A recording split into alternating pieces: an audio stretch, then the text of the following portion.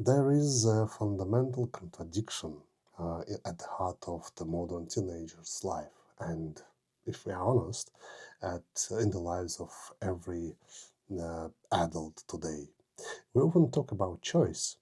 We, we like to believe that we choose what we read, what we watch, and what we think about.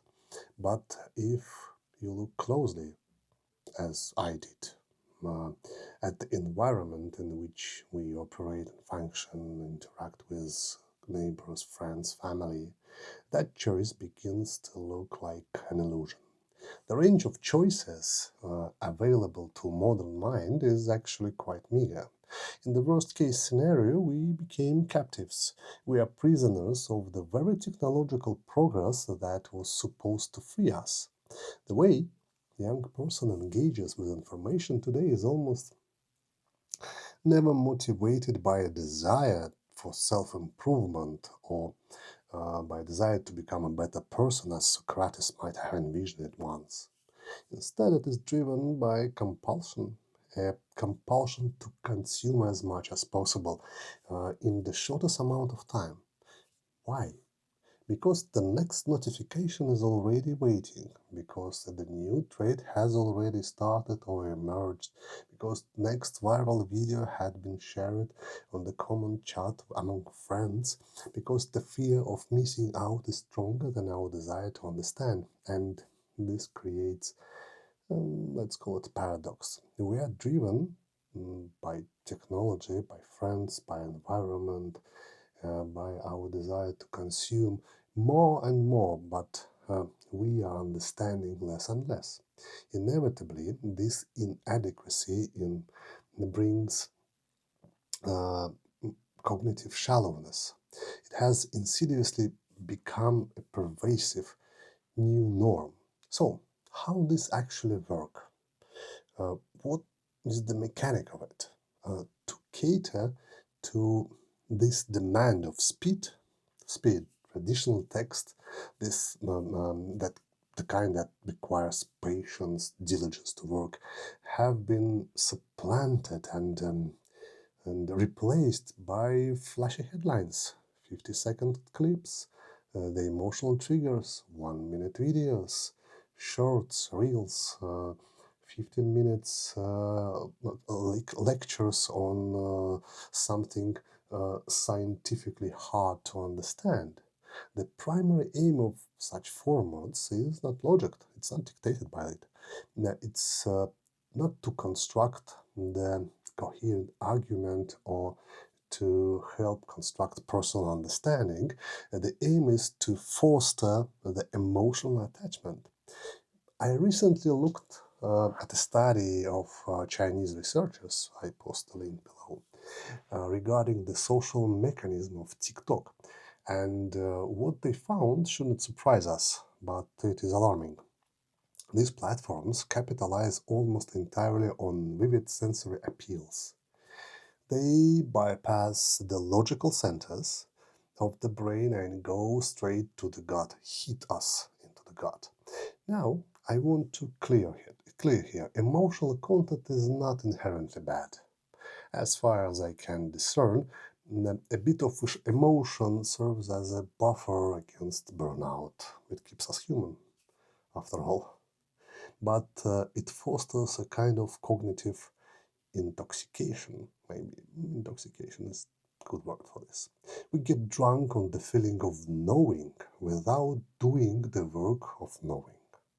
According to researcher Grechnev, I don't remember if he is Russian or not, the knowledge processing is dual-stage endeavor. Stage one is actually sensory. This is where we accumulate data. This is where so-called fragmented thinking turns on and lives. It is efficient, fast, and emotional. Sensory stage, we go through it at school, at home, when browsing through YouTube, scroll feed of scrolling through feed of social media. But the second stage is rational stage. That's where analyzing, synthesizing, and true understanding happens. The tragedy of modern fragmented thinkers is that they usually stuck on stage one. They have the sensation, but they never move to analysis. In fact, in some studies, only about 1% of respondents demonstrated sufficient competence to actually move to the second rational stage. This brings me to a thought that has been troubling me recently. True cognition, real knowledge, can only be acquired from the interaction with reality. It requires observation, it requires experimentation, it requires touching the world and seeing how it pushes back.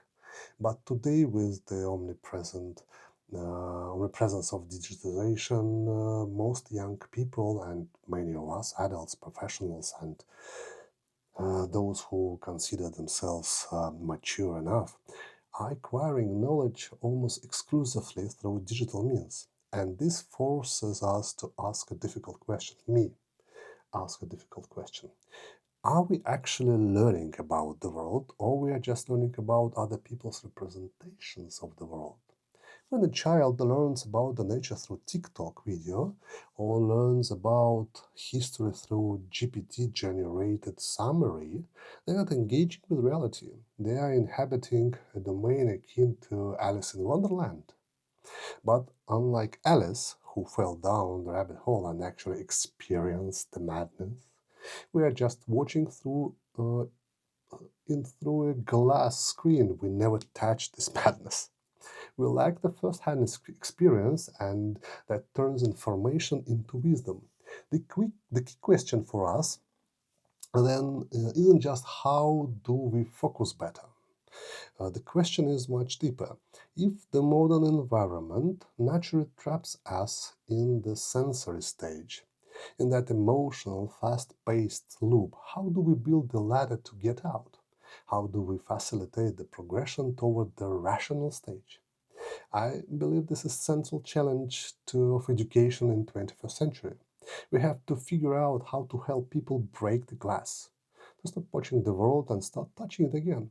It is a difficult task, but the alternative is to remain prisoner of the algorithm, and I don't think that is a choice any of us truly want to make, or any of us want our children to make.